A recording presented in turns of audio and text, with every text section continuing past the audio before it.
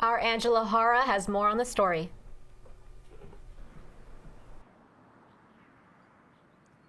Thank you, Courtney and Prini. This decision comes after a Supreme Court ruling that was issued last summer. The justices struck down on a policy that required cities to provide sheltered beds to those that were unhoused. Now, with that requirement gone, Fullerton is set to crack down on homeless encampments.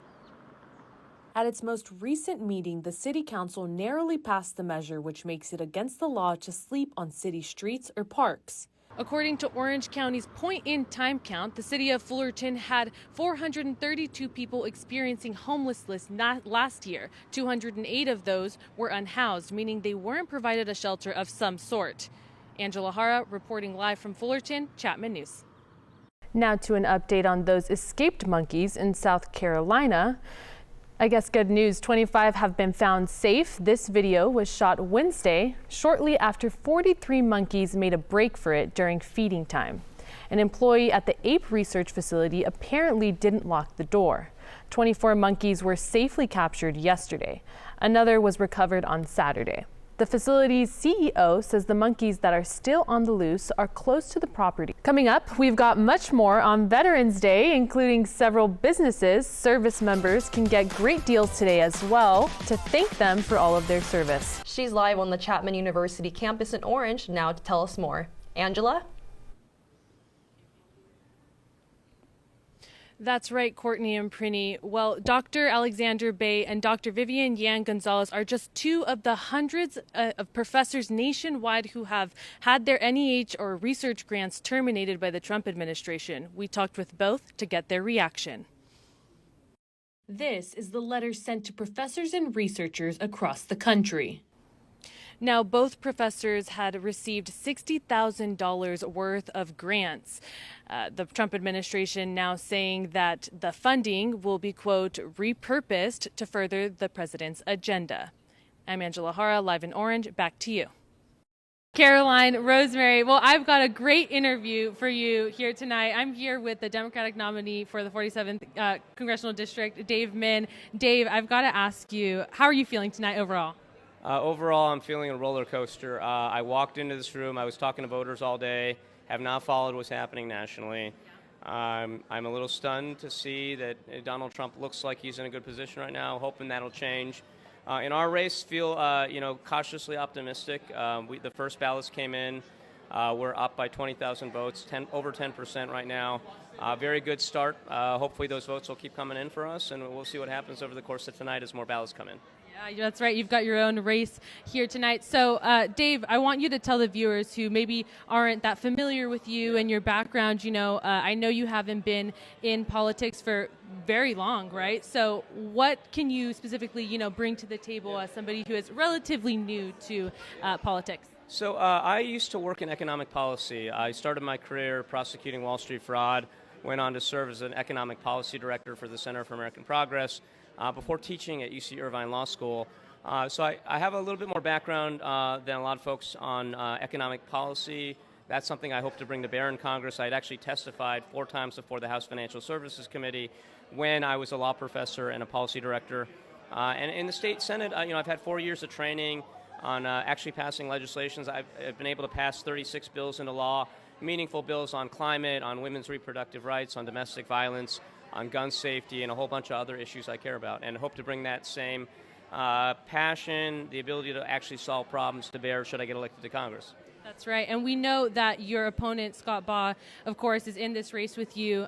What would you say your biggest difference between you and Scott is? What do you bring to the table? Aside from the experience, I think the main thing is just our worldviews and our values. He's someone who stands 100% with Trump. I think Donald Trump is a threat to a lot of the values I care about in this country, values that I know my voters care about. And so it is heartening to see, at least with the first ballot drop, that the vast majority of voters so far that have voted for my vision over Scott Baugh's. That's right. Well, looking forward to seeing what the outcome is going to be for the race tonight, and looking forward to seeing you speak later on. So around 10, 11, any time frame? We'll see what happens. Yeah, it probably won't be any later than 11, but might be a little earlier than that. Yeah, that's bedtime. Huh? All right. Thank you so much, Dave. Staying awake. Thank you so much. Well, Rosemary, Caroline, Dave Min for you. Thank you, Keston and Maddie. Chief Justice John Roberts and Associate Justice Amy Coney Barrett are the two that we're talking about. On many cases before the court, they side with the other 4 conservative judges. But in a couple of recent high-profile decisions, one or both of them have swung the other way, joining the 3 liberal-leaning justices, and thus rejecting part of the Trump agenda, or giving the president a very narrow win. For example, a recent 7-2 vote upheld the request to temporarily block the Trump administration from using the 1798 Alien Enemies Act to deport Venezuelans to a prison in El Salvador. In this emergency voting decision, both Barrett and Roberts voted with their liberal colleagues. However, this comes after a decision earlier this month when Chief Justice Roberts had formally joined the conservative justices in a close 5-4 win for President Trump. These swing votes are emerging as very critical to the Trump agenda, since many of his most controversial policies are being challenged in the courts, including the mass firing of government workers, orders to freeze funding to universities who don't align with Trump policies, and the elimination of some federal programs. I talked with Professor John Compton, who is the chair of Political Science Department here at Chapman. Dr. Compton says it's important to remember the justices decide cases on legal merit and precedents, not political leanings. Everything these days is very polarized along party lines, and people tend to view the court through a very partisan lens. But these justices, I think the bulk of them are trying to interpret events given their vision of the Constitution and what the Constitution requires. President Trump nominated Barrett, Kavanaugh, and Justice Neil Gorsuch to the High Court. Yet Dr. Compton says it cannot be assumed they will always side with the president's policies.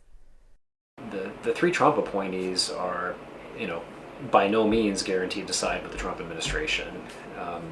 They are not people who are particularly seen as Trump loyalists. If you go back to Trump's first term in office, when he had these 3 Supreme Court vacancies to fill, he really looked to the, Republican establishment, the Federalist Society, these conservative legal groups to fill those seats. Among the controversial Trump policies the justices are considering, just last week, the Trump administration asked the Supreme Court to allow a ban that would prevent transgender people from serving in the military. Angela Jara, back to you guys.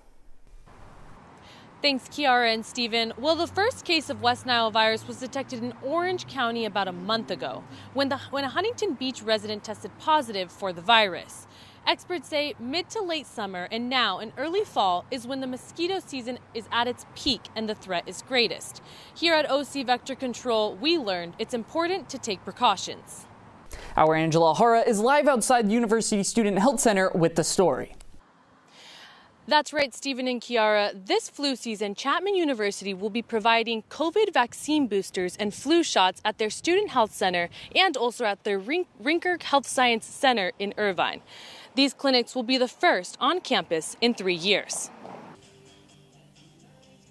Richie, Nico, this is going to be a great matchup tonight. We are witnessing 2 division-leading teams, Chapman versus Pomona, out here. There's definitely no doubt about it. There will be some rivalry, at least in terms of historically on the SCIAC.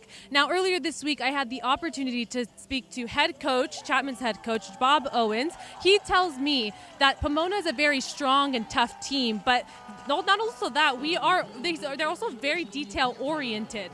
So you can see them running right behind me. It looks like it's going to be a great game tonight. Not only that, in that discussion, he also mentioned a player that he is particularly impressed with. That's going to be number 26, outside linebacker, Tate Zimmerman. He says that he's a junior transfer from University of New Mexico, but he says that he's a very impressive kid and that he's got a lot of great hard work ethic. I talked to Tate. Tate tells me that he could not be able to make those impressive stats, those impressive plays, without the work of his team, without that group effort. So definitely a defensive player on the Chapman side that we're going to be looking forward to seeing out on the field. Hi, Lindsay, great to be here. This is definitely going to be a game that is a battle for a redemption tonight. These 2 teams are coming off of what we can say are unfortunate losses, right, on that Wednesday night when they played against the top 2 teams of the SCIAC. That's Redlands and Cal Lutheran. All right, they had unfortunate losses, both teams. So when they come back onto onto this court, they're definitely going to be looking for some redemption. Either way, both teams are going to have different motivations as they have two different standings, but they are definitely looking for redemption on the court tonight. Angela Jara. Angie, what do we have from you? Yeah, Lucas, Lindsay, immediately as we're starting off this first quarter, we are definitely seeing that aggression, especially from the Cal-Lu attackers to that Chapman Key player, number 4, Alyssa Fricker. Now, I had the chance to talk to head coach Placel on the Chapman side. He tells me that Alyssa, once she goes in that water, she's absolutely unstoppable. She's definitely a key player we're going to look out for today, and hoping to see as those quarters progress, will she pick up on that momentum? I can hear her from the bleachers up top that she's already starting to strategize with those teammates. Is that going to carry through into these next 3 quarters?